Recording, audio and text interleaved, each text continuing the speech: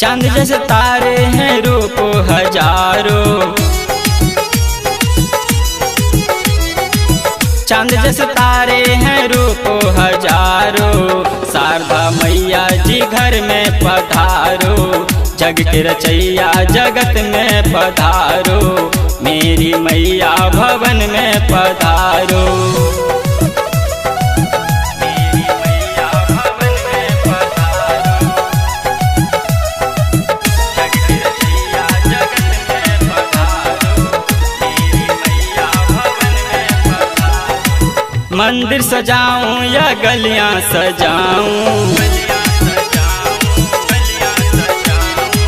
द्वार सजाऊं दरबार लगाऊं, सुर के रचैया की मूरत सजाऊं, माँ जग जननी को दिल से मनाऊं, आरती वंदना मंगल में गाऊं।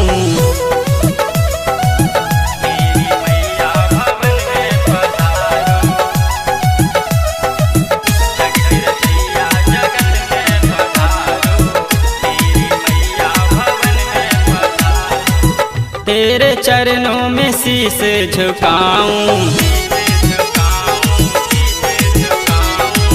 तेरे चरणों भजन गुन गाऊं, शारदा अंगना में धूम मचाऊं, अम्बे अंगना में धूम मचाऊं, मैया अंगना में धूम मचाऊं।